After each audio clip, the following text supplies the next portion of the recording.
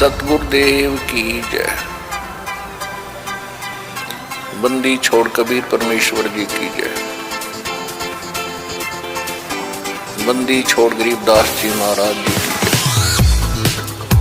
स्वामी रामदेवानंद जी गुरु महाराज जी की जय।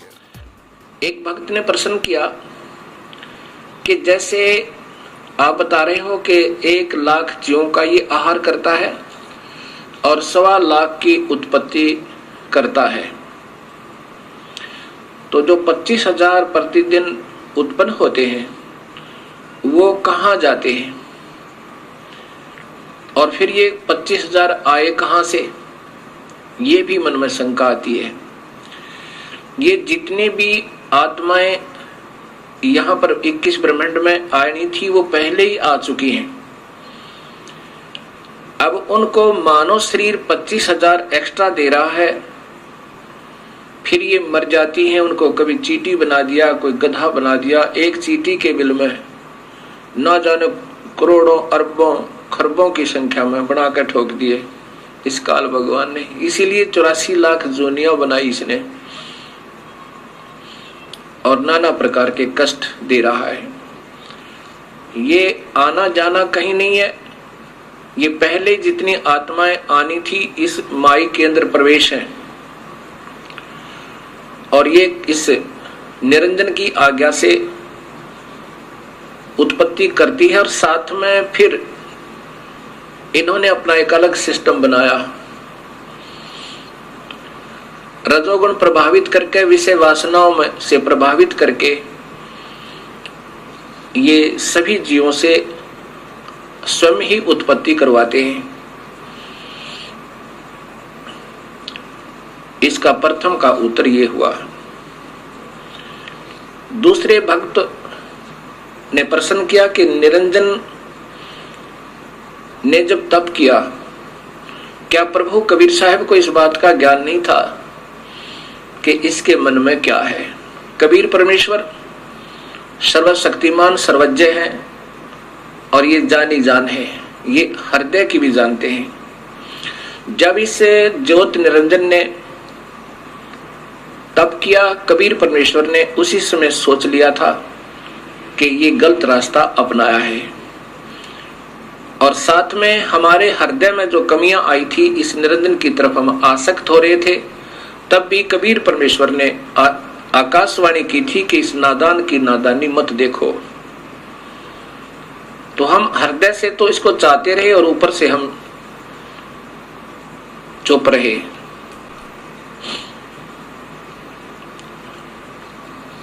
और परमेश्वर कबीर साहब ने मालूम था कि ये क्या चाह रहा है, वो सर्वशक्तिमान है। दूसरा प्रश्न ये हुआ कि कबीर परमेश्वर ने जो सर्वप्रथम जिस आत्मा ने स्वीकृति दी थी उसको कन्या लड़की ही क्यों बनाया? किसी और रूप भी बना सके थे, पुरुष ही बनाकर उसके पास भेज देते हैं। अब ये तो आपके मन में काल स्वयं विद्यमान है, ये काल ही है और काल ऐसे ही उठपटांग आपके मन में खरपतवार पैदा करता रहेगा। जब पहले आप लोग और हम भी देवी देवता, हनुमान जी, श्याम जी, ब्रह्मा विष्णु महेश की, माताओं की सब पूजाएं करते थे, कभी मन में कोई उथल पुथल नहीं हुई। और जब ये अपने प्रभु को पहचानना चाहती है आत्मा, उस समय ये काल तीव्र हो जाता है, सैकड़ों शंकाएं उत्पन्न करने की चेष्टा करता है। प्रथम तो ये कारण आप समझ लेना कि आपके अंदर अगर ऐसी उथल पुथल हो रही है, ये काल प्रेरणा है। फिर भी समाधान सदगुरु आपको पूरा देंगे। कबीर परमेश्वर जानी जान है, उन्होंने इस लड़की का कन्या रूप जरूर बनाया था, लेकिन इनके प्रजनन इंद्रिय नहीं लगाई थी। ये योनि नहीं बनाई थी और साहब देखना चाहते थे अगर ये ठीक ठाक रहेगा ये काल तो यहां रहेगा, 21 ब्रह्मांड में आराम से रहेगा। और ये आत्मा जो लड़की रूप में प्रकृति है, माया है, तो ये इसकी उत्पत्ति यहां कर देगी इसके जीवों की, और वहां बहुत अच्छा शरीर बनेगा। नूरी शरीर बनना था सबद शक्ति तय। और यदि गलती करेगा, इस लड़की के साथ दुर्व्यवहार करेगा तो इसकी नीचता का पता लगेगा।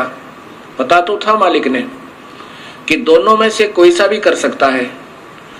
और साथ में हमने जो अपनी पतिव्रता पद से हम गिरे थे, हमें भी अक्ल लगानी थी कि एक बार ये काल के जलों में चले जाएंगे, उस काल के दुख ने उठा लेंगे और फिर मैं इनको वापस लाऊंगा, ये फिर कभी नहीं भटकेंगे।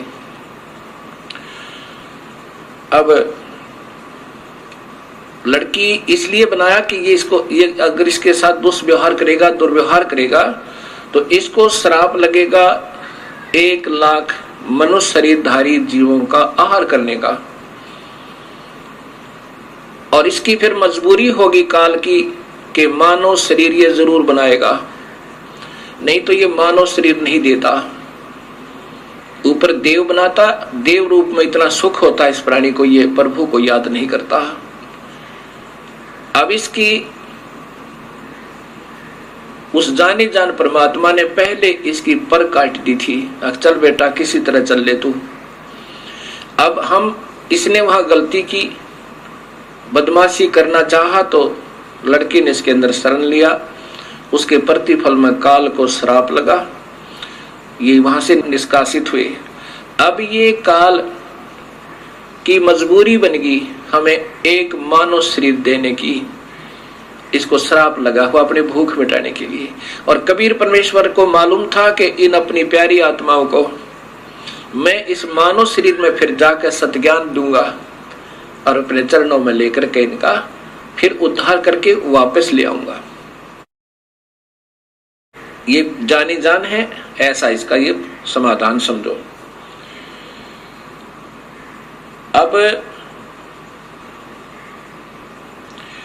फिर प्रश्न एक, क्योंकि ये जो खरपतवार उत्पन्न होते हैं वो या तो बहुत ही अनजान होते हैं या वो किसी गलत गुरु के फंसे हुए होते हैं, और वो गुरु लोग उनमें ये गलत मैटर भरते रहते हैं कि ये प्रश्न करो, ये करो, क्योंकि उनके पास अब जवाब नहीं है। वो कितने दिन इन भोली आत्माओं को गुमराह कर सकते हैं। आज सब बहन बेटियां एजुकेटेड हैं, सब बहन भाई एजुकेटेड हैं, पढ़े लिखे शिक्षित हैं, और शास्त्र हमारे पास उपलब्ध हैं। अब ये गलत गुरु इन भोली आत्माओं को भरमा नहीं सकते, ठीक है, क्योंकि वो अनजान हैं और वो चतुर व्यक्ति हैं, वो गुरु जी, और वो प्रभु की प्यासी आत्माएं हैं, वो भटक रही हैं, उस अपने प्यारे प्रभु को तलाश कर रही हैं। लेकिन ये इन ठगों का फंस गई जिनको स्वयं ज्ञान नहीं कि परमात्मा कौन है। कोई निराकार बताता है, कोई निराकार है, परमात्मा की कोई स्थिति नहीं है। कोई किसी को प्रभु बताता है, कोई किसी को बताता है, कोई कहता है ब्रह्मा विष्णु महेश के माता पिता नहीं है, ये तो अजर अमर है, ये सर्वशक्तिमान है। तो वो ऐसे गुरु आपको अब फिर विचलित करने की चेष्टा कर रहे हैं, जो ऐसे प्रश्न आपके मन में आ रहे हैं। फिर भी समाधान आपको मिलता रहेगा। एक ने प्रश्न किया कि यदि हम सतलोक चले जाएं और फिर भी गलती कर सकते हैं? कभी नहीं। जैसे उत्तर है कभी नहीं कर सकते। कैसे? जैसे आप किसी सफर पर जा रहे हो और आप गलत रास्ते हो लेते हो, रास्ते में दलदल आती है, उबड़ खाबड़ स्थान है, रास्ते में बदमाश टकराते हैं, और आपको कोई पहले कह रहा होता कि इधर से जाओ, रास्ता लंबा बेशक है पर ठीक है, और आप ने अपनी सूझबूझ से उधर चलना शुरू कर दिया हो। रास्ते में बदमाश टकरावे और आपको तंग करें, आप क्या सोचोगे? यही सोचोगे हे प्रभु अब के ठीक ठाक यहाँ से बचा दो, इस रास्ते जिंदगी भर नहीं आएंगे, और ऐसा ही करोगे।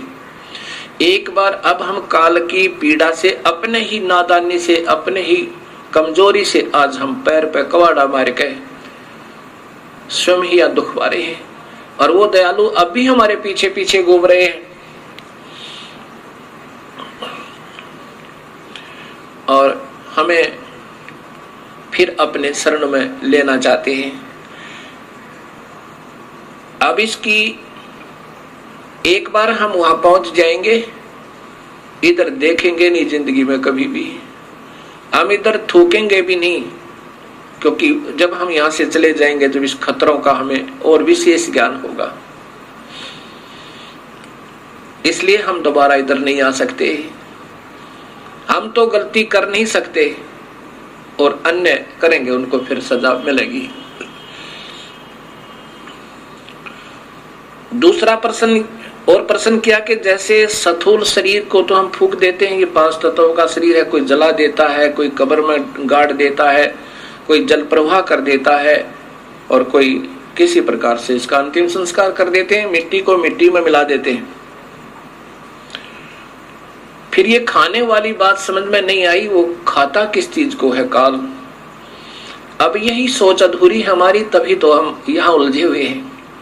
अब जैसे बादाम आपने देखा होगा, बादाम के ऊपर का कवर खाने का नहीं होता, छिलका नहीं खाने का होता, उसके अंदर एक और गिरी होती है, वो खाई जाती है। ऐसा ये फॉर एग्जाम्पल समझो।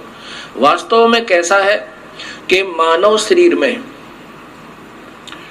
जितने भी हम चटपटे खट्टे मीठे पदार्थ आहार करते हैं, क्योंकि मन स्वयं काल है और इसकी आदत है चटपटे भोजन खाने की, मांस मिट्टी शराब सुल्फा पीने और खाने की, क्योंकि इससे इस सूक्ष्म शरीर में इन आहारों से सूक्ष्म इस स्थूल शरीर के द्वारा सूक्ष्म शरीर में एक ऐसा द्रव तैयार करवाता है कि जो उस सूक्ष्म शरीर के अंदर लेप हो जाता है। उसमें जैसे स्पंज सोख लेती है, पानी को चूस लेती है, ऐसे वो सूक्ष्म शरीर इन व्यसनों को जो हम सारे जीवन में आहार करते हैं, पान करते हैं, कोई शराब पीता है, कोई सुल्फा पीवे, कोई अफीम खावे, कोई नाना प्रकार के चटपटे भोजन आहार करता है, उससे स्थूल शरीर की परवरिश होने के बाद भी कुछ मैटर बच जाता है और उसका फिर लेप उस सूक्ष्म शरीर, इसके अंदर एक ऐसा ही सूक्ष्म शरीर है, उसके अंदर लिप्त हो जाता है, जम जाता है। उस सूक्ष्म शरीर को ऊपर ले जाके अपनी तपस्या पर फिर ये जला भून भून के बुरी तरह तड़फा तड़फा के उसमें से वो माल छुटवाता है, वो द्रव छुटवाता है। और ये इतना पीड़ा होती है इस जीव को, ये चिल्ला चिल्ला के बुरी तरह रोता है और फिर बेहोश हो जाता है। और जब इसमें से सारा मैटर निकल लेता है, इसने ऑटोमेटिक सिस्टम बनाया हुआ है, फिर इनको वहां से उड़ा देता है। फिर ये आकर के धर्मराय के पास लेखा जोखा करवाते हैं। फिर कर्म आधार पर इनको फिर 84 लाख जूनिया स्वर्ग नरक आदि प्राप्त होते हैं। और फिर कर्म आधार पर स्वर्ग नरक 84 लाख जूनिया ये अलग से फिर इस ये काल इनको देता है, ये दंड अलग से होता है। और जीव अजर अमर बताया है, ये मरता नहीं, जीव नहीं मरता, लेकिन इसकी दुर्गति मरने से भी बदतर हो जाती है और फिर कर्माधार पर ये अपने संस्कारों को भोगता रहता है। एक भक्त आत्मा का प्रश्न, ये तो बिल्कुल ही नादान आत्मा का प्रश्न हो सकता है जो उसने किया। उस भक्त आत्मा ने कहा कि महाराज जी, हमने पहली बार आपके मुख से ये सतलोक सुना और शास्त्रों में प्रमाणित देखा। ये तो हृदय ने स्वीकार कर लिया कि वो स्थान सत्य है जो आप बता रहे हो, और वो भक्ति भी सत्य है और वो मंत्र भी सत्य है जो आपने प्रमाणित बताए कि इन 3 मंत्रों से मुक्ति होगी। वो वेदमय प्रमाण है, गीता भी प्रमाण देती है, तो इससे बड़ा प्रमाण इस पृथ्वी पर नहीं हो सकता। अब मुझे डर लग रहा है कि कहीं मैं आपसे उपदेश ले लूं और आपकी सत्साधना से मैं सीधा सतलोक चला जाऊं और कहीं वहां कोई भी ना मिले, मैं अकेला ही पहुंच जाऊं तो वहां मेरा दिल नहीं लगे। तब मैंने उससे कहा, नादान, आप इस काल लोक में कितने सुखी हो, कभी गधे बनोगे, कभी सूअर बनोगे, 84 लाख जोनियों में कष्ट उठाओगे, यहाँ क्या दिल लग रहा आपका। वो नादान क्या कहता है जी, यहाँ घूमते फिरते तो नजर आते हैं गधे बनकर भी, दिल लगा रहता है। अब यहां हमारी सोच इतनी गिर चुकी है कि यहां पीड़ाओं पर पीड़ा सहन करते करते भी हमारा हृदय यहां से दूर जाने को नहीं करता। ये कारण क्या है? ये भगवान विष्णु जी की मेहरबानी है। इसने हमारे यहाँ एक सतिथि बनाई हुई है, हमारे को यहाँ पर फंसाया हुआ है, यहाँ से हमारा हृदय नहीं हिलने देते।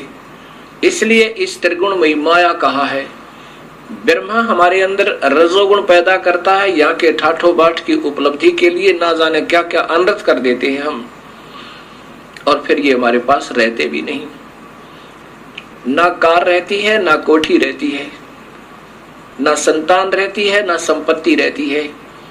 और जब तक ये शरीर रहता है हमारी वृत्ति ये खराब रहती है, ये भी जोड़ दूं, ये भी बना लूं, ये सुविधा उपलब्ध कर लूं, ये शरीर ही छूट जाता है, फिर ये प्राणी रो रो के टक्कर मारता है। अब ये सत्ज्ञान से धीरे धीरे आपका हृदय यहां से हट जाएगा। अब प्रश्न रहा कि एक भक्त ने कहा जी फिर परब्रह्म जो अक्षर पुरुष है इसको भी जन्म मरण में किस लिए बनाया गया? इसने जब क्षर पुरुष ने अर्थात इस ब्रह्म ने तप किया और राज्य प्राप्त किया, 21 ब्रह्मांड जब इसने पाए काल ने, उस समय इस अक्षर पुरुष के मन में भी ये आया कि क्यों ना मैं भी अपना अलग स्थान बना लूं।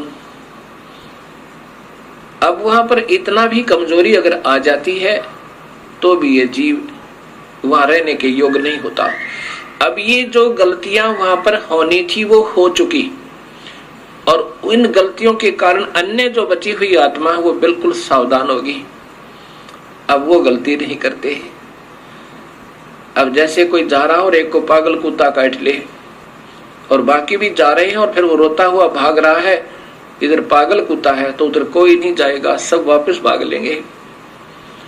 ऐसे ही ये जो गलतियां की जिन्होंने उन्हें सजाएं पाई और आगे बैन लग गया, क्योंकि सबको पता लग गया कि ऐसे निर्मल स्थान को छोड़ के और कहीं ठिकाना नहीं है, क्योंकि वापस यहाँ से दुख पाकर के वापस गई हुई आत्माओं ने वहां सभी को सचेत कर दिया कि उस काल लोक जैसा कष्ट कहीं पर नहीं है।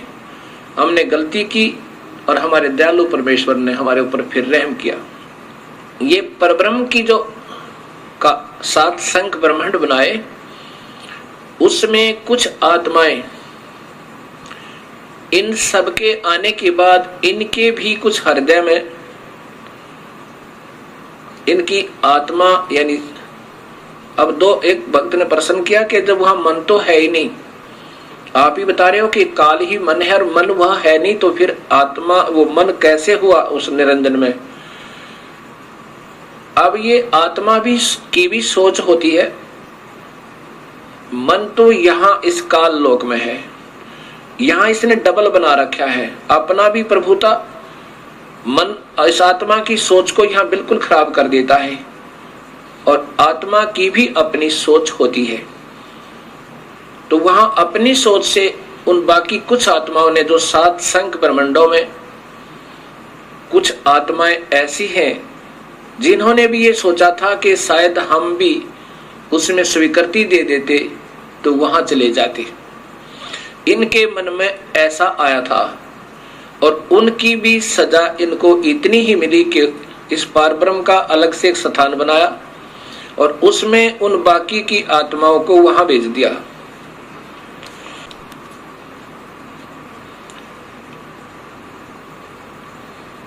अब जो आत्मा परब्रह्म के लोक में रहती हैं, अब उनको ज्ञान हो गया कि वो तो बहुत परेशान है नीचे के लोकों के व्यक्ति, जितनी आत्मा गई है, अब वो कभी नीचे की वृत्ति नहीं रखते। और जो आत्माएं यहाँ सतनाम प्राप्त कर लेती हैं, केवल सतनाम। सतनाम कौन सा होता है? 2 मंत्र का, एक तो उसमें ब्रह्म का मंत्र ओम है और दूसरा और मंत्र है, वो सांकेतिक रखा है, वो अधिकारी को ही बताया जाता है जिसको देना होता है। और जो अधिकारी संत होते हैं वही देवे तभी वो काम करे। जिनको सतनाम मंत्र प्राप्त हुआ और उनकी श्रद्धा अपने गुरु में नहीं रही, ये इतने दयालु परमेश्वर हैं। और कुछ वर्षों तक उसने सतनाम की विधिवत साधना करने के बाद आपकी सतलोक जाने की वृत्ति नहीं बनी या आपकी इतनी कमाई नहीं बनी उस मंत्र की, तो आपको उस परब्रह्म के लोक में भेज दिया जाता है। किसको भेज दिया जाता है? जो ओम नाम की कमाई ये सारी यहां छोड़ दी जाती है इस काल के लिए। जैसे गीता जी के अध्याय नंबर 18 के श्लोक नंबर 66 में लिखा है कि अर्जुन, तू मेरी सभी पूजाओं को मुझ में त्याग दे। पूजा कौन सी? जो ओम नाम की कमाई, यज्ञ, हवन, धर्म, ये जाप की कमाई यहां छोड़ दे, मैं तुझे ऋण मुक्त कर दूंगा, मेरा कर्जा तेरे से उतर जाएगा, यानी तुझे ऋण मुक्त कर दूंगा, अर्थात कर्म मुक्त हुआ। वो आत्मा फिर इस पारब्रह्म के लोक में चली जाती है। और वो लोक, एक तो वहां पर ये खाता नहीं, जैसा मैंने पूर्व बताया कि पूर्ण परमात्मा तो खाने वाले, वेद में लिखा है ऋग्वेद में कि खाने वाले और न खाने वाले इन दोनों भगवानों से भी बड़ा है। खाने वाला काल है, न खाने वाला ये परब्रह्म है, इनसे भी बड़ा है, अर्थात वो सत्पुरुष है। तो वो परब्रह्म जीव आहार नहीं करता, उसने ऐसी गलती कोई नहीं की, लेकिन मन में फिर भी थोड़ी कमजोरी, उसकी आत्मा में थोड़ी सी वीकनेस आई थी, तो उसका भी सजा उसको भोगना पड़ा। तो वहां ये यहाँ के हंस फिर वहां पहुंच जाते हैं। वहां पर इतना बढ़िया शरीर है, यहाँ के देवताओं का, ब्रह्मा विष्णु महेश का भी नहीं है। जैसा कि आपको बताया था कि यहाँ के देवताओं का तो शरीर है जैसे चीनी का कप बना हो, सफेद कप जो चाय पीते हैं, और हमारा मिट्टी का बना हो सीधा ही, इतना कमजोर है। और जो परब्रह्म के लोक में परब्रह्म और वहां के रहने वाले जितने हंस हैं उनका सटील का समझो, इससे ज्यादा सथाई है, लेकिन है नासवान फिर भी। अब ये सोचकर इस पर ब्रह्म को समझना, इसकी उत्पत्ति यूं हुई। और फिर जो सत भक्ति करता है और जिसको सतनाम भी मिल गया और कमाई फिर भी पूरी नहीं हुई और साथ में यहाँ की कोई इच्छा आपकी रह जाती है, तो कबीर परमेश्वर हर ब्रह्मांड में अपना अलग स्थान बनाकर रहता है।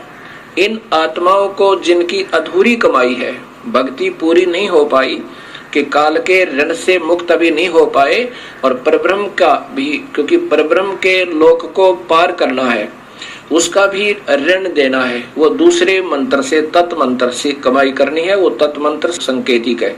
इन दोनों का मिलकर जब ये योग्य हो जाएगा, दोनों का ऋण उतरने योग्य हो जाएगा, तब ये कबीर परमेश्वर इनको सारनाम देकर, सारनाम की कमाई साथ करवा कर और फिर यहाँ से सतलोक ले जाएगा। जब तक आपकी पूरी कमाई नहीं बनी होगी तो आपको यहीं रखेगा, और आपकी थोड़ी बहुत भी इच्छा इस लोक में रह जाती है तो भी इसी ब्रह्मांड में एक स्थान ऐसा है, वहां कबीर परमेश्वर आपको रखेगा। वहां पर आपको तपतशिला पर नहीं जाने देगा,